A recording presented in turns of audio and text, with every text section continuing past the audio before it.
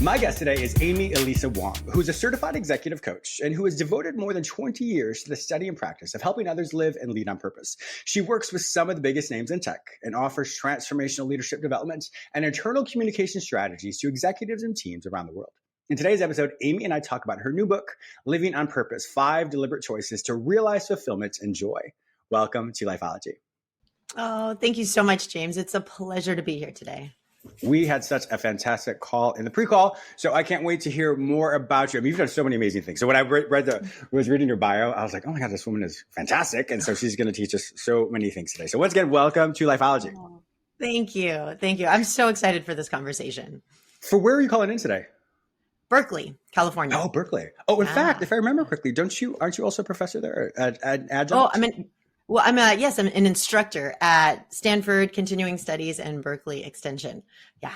Wow. Yeah, I'm rubbing shoulders with someone really intelligent here. That's fantastic. Super fun.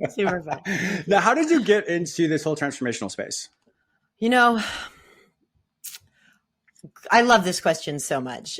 Yeah. When I was a kid, I was, and to this day, fascinated with all things consciousness studies. And I remember it was in 5th grade or so. I was in the public library with my mom, and I think I was in the psychology section, and I stumbled upon Thich Nhat Hanh, the Zen Buddhist master. And I pulled the book off the shelf, and I absolutely fell in love with it. And so starting at a very young age, I've just been fascinated with all things.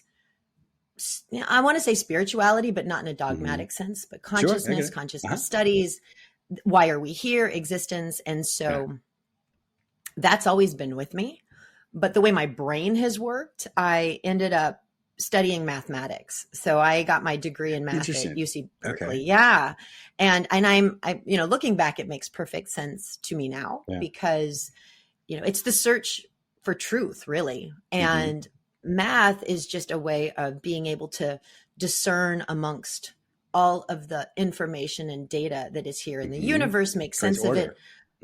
Exactly. And be able to find patterns and meaning and then translate it in a way that's somewhat irrefutable. And so the first part of my life, I was obsessed with all things music and math. So I play piano as well. And oh my God, I do too. I have a composer. Yeah. Oh, you do? I didn't know that. We're going to talk about this. Yeah. Oh my gosh. So piano. Oh my God. Yes. So piano, my life, math, my life. And that rigorous training had me, I'm so grateful for it because, my husband's not so grateful for it because I'm truly the master of logic. So he can never win an argument, but in the ability to be able to make sense of things, it really has served me. That put me on the path to be in tech. And so I started at Sun Microsystems when I was 19 years old. I started interning. Yeah. And I was, started interning while I was at Cal. And I ended up staying. So I was there for 10 years in very many different roles. And so I really got my chops in tech there from, program management all the way to engineering because it's just my training. Yeah. And what was so fascinating is that what I started to see throughout those 10 years was this common denominator that existed from high school until, that part of my life. And I saw that, oh my gosh, really what I am so passionate about is it's not so much the data at hand. I am fascinated with how people perceive the data at hand because what was happening, I was constantly teaching. So in high school, I rented a piano studio and taught to students. I had a tutoring business at Cal, at UC Berkeley. I was an undergraduate student instructor and was teaching calculus 1A and 1B for the STEM majors. And it's just, but I loved it. And really what I loved was being able to discern through people's language, logic, body language, what it was they didn't know that they didn't know. And I was really good at that. And so as I was waking up to this, it was in 2008 that I had my first child, who is now almost 14. And I had a total breakdown. Yeah. But it was really a beautiful experience. When we hear breakdown, we tend to think, oh, that's really bad. But in this case, it was really a breakthrough. And I saw that I wasn't attending to all of me. And through this massive epiphany and what I can only really call a divine download, because everything changed in a moment.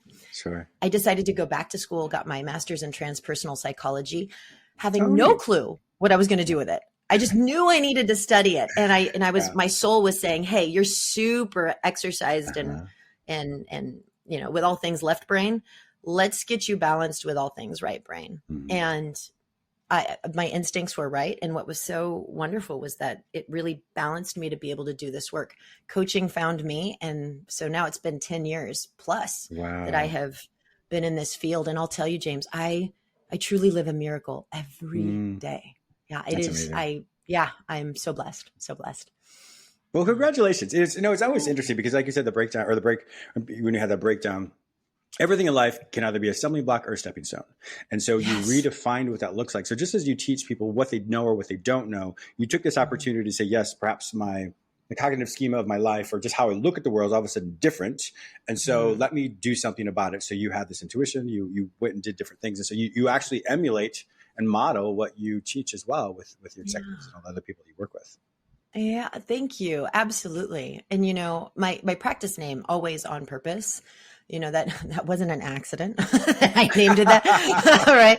But really it's everything's that's right. But it's really deciding that everything that emerges is for you, not at you or against you. And so to really decide that it's all on purpose is really the magic there and the opportunity. And so, I harnessed it as that. I always like to tell people as well is when in life, there are a lot of things we love, a lot of things we don't love, a lot of things we have shame about, a lot of things we have joy about. But when we look at every single event and say every single event is like a jigsaw puzzle piece, we've all done a jigsaw puzzle before. And so we can look at what the picture is on the box, like, oh, this is what it looks like. And so we're just like that. So we look at the box and say, oh, this is a picture of James. But when I look at every single event in my life that I may not like it, but I'm like, oh, this linked here and this linked here. When we put the puzzle together, we know where the border is, and that's obvious. Yes. But filling other things, it doesn't make sense. But when we link it together, I see who James is. And there's a lot of things I like about James. And a lot of things, of course, I accept and I'm working on. But the great thing is a lot of things that I really like about myself, I probably couldn't have had them had I not gone through those other things that I didn't like. And so it's always a really good reframe for people realize life happens. Yeah, I mean, it can be a stumbling block or a stepping stone. We get to decide what that looks like. And if we wait a little bit longer with perspective, we often see, oh, I didn't like this, but this is what links with here. And I eventually got this level of self-esteem and the self-acceptance through all these other things. And I like who I am. So in order to get that, I had to go through those things. Oh, that is just pure wisdom right there. And it's actually one of the choices in my book, choice number 3, that points right to what you're talking about. And again, life just happens. We get to decide what to do with it. And if we choose to embrace every experience as a gift, which, on the outside isn't always easy, but when you go down the line, you look back and you're like, oh yeah, I see how that was a gift. And so, I always say, it's like, why do we wait for our future self to tell our now self why the hard stuff, how it turns out? No, because it's always going to serve us. And so there's just, this is such an important topic. It is. And we'll jump into your book in just a second. It's always funny. In the morning, I always tell people how you start your day is indicative of how your day is going to go. So for me, I start my day out with a spiritual meditation or however that may be. Everyone has a different version. But for me, that's how I do it. And so then afterwards, I walk my dog. And so then I'm checking my phone, walking my dog, checking my emails. And then if all of a sudden he pulls, which that's what our dog is going to do if he's excited about something, I'm like, oh, and I get annoyed. But then I'm like, James, what are you learning about yourself right now? And I'm like, well, apparently I get to learn patience. And I'm like, oh, I missed it again. I hate patience. So apparently I need to learn. The question of the reason is always, what am I learning about myself right this second? And it can be some amazing things like, wow, I'm really proud of myself for how I'm handling this. Or, wow, there's a blind spot there I didn't even notice I had. And all of a sudden, boom, I have the opportunity. What do I do with it? Do I sit in this first response of anger or whatever? What I do with it now. So, you obviously teach all of this. You're the expert in this, but it is such an interesting thing that, like you said, every single thing we experience in life, we get to decide what am I going to do with it? What is this?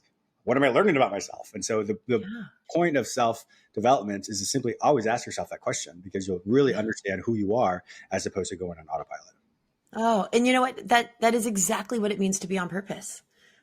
is to live so awake and conscious of these, these moments, these choice points. And so how do you want to meet this moment? And what do you want to do with it?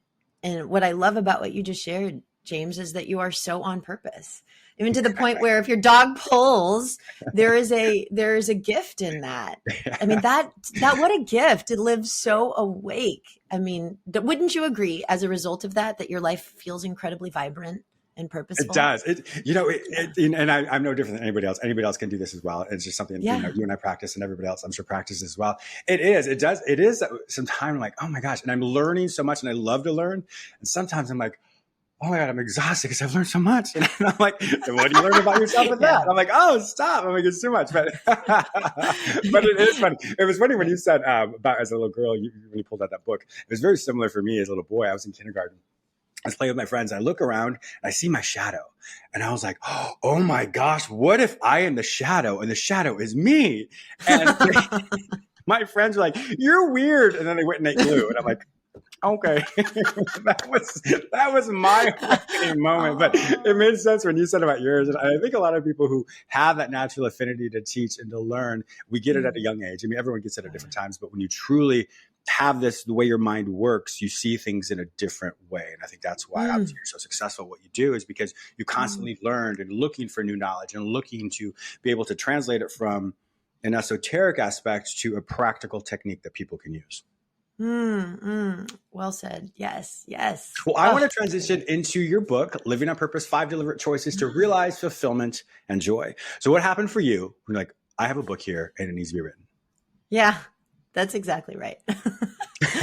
That's exactly right. Well, and it was, it's a culmination of 10 years of study, of research, of hundreds of conversations that I have had with clients. And I feel so blessed because I really have gotten a backstage view into just the human condition. And, have you heard that quote, be kind, for everyone you meet is fighting a hard battle? Mm-hmm. Like, I love that quote because it really does capture the fact that we are all so complex and we are all so rich with experiences and histories and memories and desires and fears and tragedies and traumas.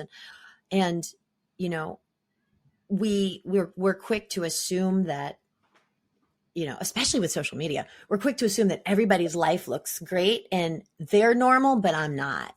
Yes. They're whole, I'm broken.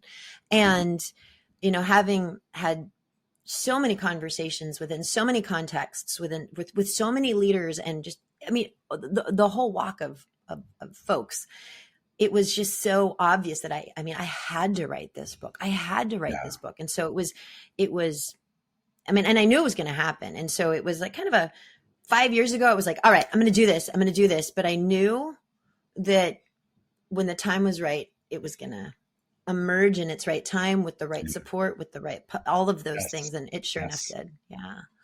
And, that kind of goes with the whole concept of faith versus fear, because, you had this, but you had the faith that it was going to happen. I don't mean that in a religious way. No. But faith versus fear essentially asks us to do the same thing. It asks us to believe in something that may or may not be true.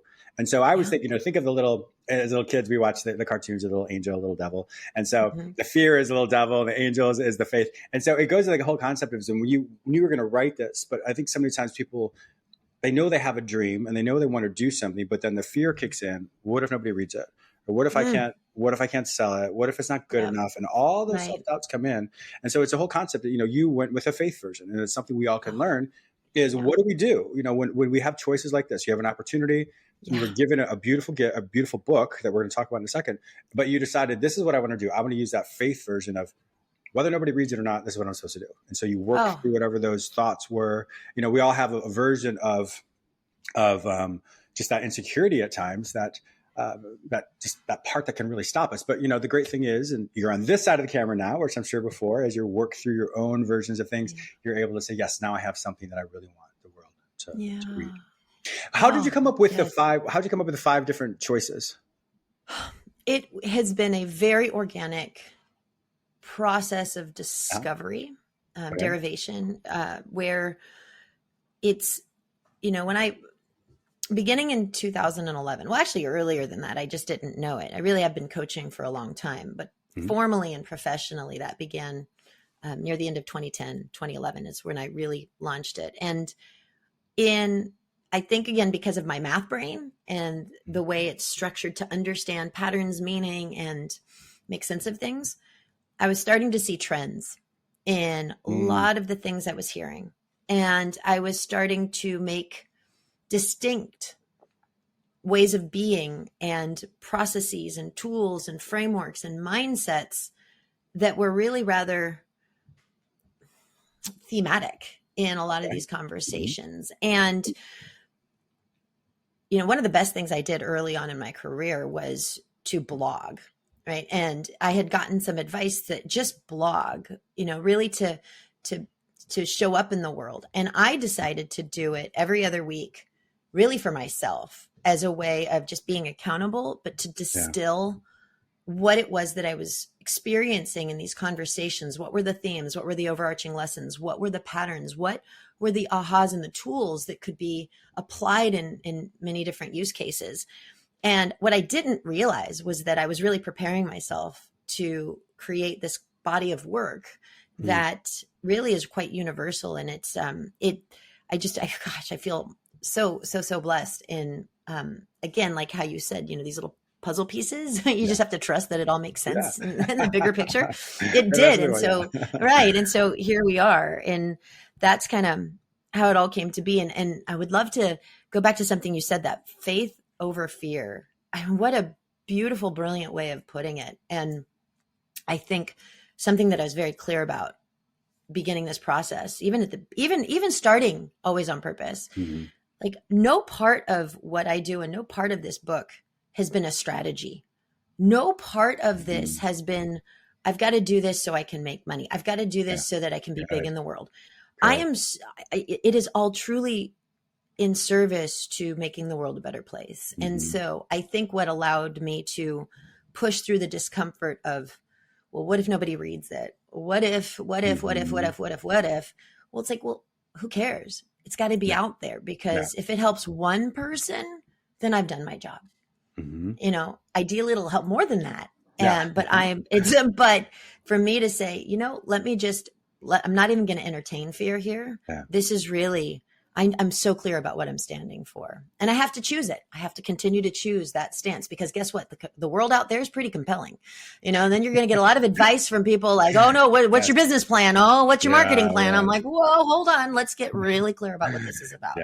And so you have to reorient and ground myself. And I think the more congruent you are, the more congruent you are with your thoughts and your belief system, obviously that makes one's integrity. And so one's integrity from the beginning of something should not change throughout the process of something. So I've worked with people who say, oh, I would never do this, I would never do that, because that's my integrity. And then I've worked with them later and they're like, well, yeah, I made some compromises here. No judgment whatsoever. But it's important to know, when you start a process, can you hold yourself accountable to where you're going to be? Now, we may not know what the future looks like and what the temptations may be or choices we have, but it's important to really capture this integrity here. So therefore, when a person does get bigger and more successful, or life happens, is that same template used for here? That's right. And if it's not, unfortunately, the foundation of any business, any campaign, anything at all will falter, because if a person makes a choice a little bit later on that's slightly out of their integrity, well, the whole reason why they started this in the first place is now contaminated, because now it's slightly altered based off of influence. Well-meaning people, not well-meaning people, but unfortunately it's influenced and tainted by something that has now removed the wholeness or the innocence and the integrity, the foundational part of the entry point of whatever it is they're trying to make. So kudos to you. Well, I don't mean kudos to you. You don't need me to say that, but it's amazing that you are that you were really mindful of why you're doing what you're doing. And of course, when our intentions are set in a benevolent, altruistic way, not only do we get dopamine that hits that surges through our brain, which that's a huge response, but then we also, you know, God, the universe, whatever, well, there's always a reward there, whatever that may look like, monetary, whatever it might be, but it's always about your intention of why you do something allows for you to be as successful as you can be. Oh, thank you. You know, and I really appreciate that. And the way I like to talk about this is, it's, you know, I have to be super clear about what I'm standing for Mm-hmm. at every moment. And so in this case, it's standing for making the world a better place. Yeah. Now, is it easy to slip into, oh, I'm standing for making money. I'm standing for being popular. I'm saying, right. So it's really making sure it's like, well, what is the ultimate stance? It's raising the vibration of consciousness in the planet. Mm-hmm. Yeah. And I can't wait to learn more about it. So let's talk. We only have, let me see, we have about five more minutes to talk about this specific part, because I do want my listeners and viewers to know that I highly endorse Amy and with her book, Deliberate Choices to Realize Fulfillment and Joy. Give us the first deliberate choice, and so we can all meditate on that. Yeah, absolutely. So the first deliberate choice that really begins a life of living on purpose and really freeing ourselves from the rat race that most of us get sucked into is to choose to feel it out. Don't figure it out. So what this really is about is, and this was a part of my big wake up call that happened in 2008. And what I saw is that all of us are conditioned to achieve our goals, set goals, achieve our goals, and then we're going to be happy. Right. And so we learn this in school, get good grades so you can get into a good school, so you can get a good college, get a good job, make lots of money, and then you're going to be happy. And so what happens is we become indoctrinated into this way of being, which is really about, I'm going to follow a strategy. And we forget that really what we're after, what we want, is a feeling. Because think about it, everything you want, everything you do, it's not for the thing itself. It's because you think it's going to make you feel a certain way. So on the absolute end state of every desire and every attempt and every thing that we're doing is really because we're going for a feeling, but we never think about it that way because we get trained into thinking it's all about the thing. And so therefore what happens is we want to follow the strategy, follow the roadmap. And then we wonder, why do I feel so hollow if my life looks so great on paper? Why do I feel so empty? And it's because we've severed really what it's all about. And so the way to wake up and start to live a life of joy and meaning, presence is really to, well, what is it that I want to feel? And if I want to feel free, if I want to feel fulfilled, if I want to feel, you decide. Well, then if that's what I want to feel, well, then how can I use feeling it out? Like if I'm going to follow the feeling versus follow the strategy, it's amazing what data points start to emerge. Because if you commit, I'm going to feel it out. I'm going to follow my inspiration. I'm going to follow and I'm going to choose the thing that makes me go, versus the thing that goes, right? Because there's a very big difference, right? When you have that feeling where it's like, this feels amazing versus that sounds like a good idea, right? So there's a lot of energy up here with figuring it out. A lot of energy here. But when you follow this, life automatically starts to feel magical because these instances, synchronicities start to pop up and your inspiration is going to guide you sometimes to things that seem a little out of place. Like in my case, my inspiration was go study transpersonal psychology. Now my husband was like, what the heck are you going to do with that? I mean, you studied pure mathematics and now you're what? And I'm like, I don't know. I just have to. I just have to. And sure enough, it has been the path of most abundance every step of the way. And so, that is the first choice. And it's foundational to really begin to live a life of meaning because we have to decide that, okay, one, what we really want is a feeling. And then two, it's really important to pay attention how we navigate because we're going to either go astray, kind of like what we've been talking about, like what choices I'm going to make, right? Those choices are going to lead you out of integrity or they're going to lead you or they're going to keep you on the path. And so in order to navigate with integrity and the shortest path from here to desired state really is about feeling it out. And so I dive into really what that means and how to do it in the book. As absolutely fascinating. I love that concept, not the concept. I love that methodology because you're right. I always tell people, how do you want to feel the next day? So, if you have an event or you have a conversation with someone that you don't have, think about the end result. Like, how do you want to feel afterwards? So then reverse engineer it and do everything you do to do that. So it's the same concept in a really small way. But this also makes me think of just from a biological anatomical aspect. So we have a logical brain. And so obviously the prefrontal cortex, all that helps us understanding things. But then we also have what's called the enteric brain. The enteric brain is actually how the body was started to create, where the umbilical cord happens. That's a bundle of nerves. And that enteric brain is essentially the aspect that tells people no. That's the part like, oh, I have this gut feeling. Well, that gut feeling is really a warning that says something is off. And so it'll always be able to help people. And then the third brain, and I don't mean like, when I say brain, I don't necessarily mean like there's a creature in you. It's just the way, the main aspects of our body. So you have the cognitive brain, you have the enteric brain, and then you have what's called the heart brain. So the heart brain is that aspect that actually gives us that feeling. That's the part that will, helps us find empathy, or helps us, if you see like a picture of the cute little ducklings, like, oh my God, like that, your heart just overwhelms. And so when it makes me think of this in this respect is if we can understand how to move between our logical brain, our enteric brain, and our heart brain, because our heart brain is the center part of what we want to do, like the direction you're talking. So, and then have this is my own nerdy self coming out. Then have the cognitive brain and the enteric brain be the parameters to help a person navigate how that is. So that's how I hear that in my own, I guess, my own nerdy brain. No, but I think that's brilliant. I love to hear how that is. Yeah, that's so fascinating to hear. And I really am getting behind that because I like that. Even today, as I think about everything I do, how can I be even more intentional? And if I don't like how I'm feeling about something, yes, it's a conscious choice, but also the activities that I've aligned today, if it's not netting me the direction I want to go, because all those add up like the grains of sand for a beach, then yes, I need to be more conscious of that as well. Oh yeah. I mean, I thank you. Because really, truly to feel it out, it's the shortest path to the most abundance.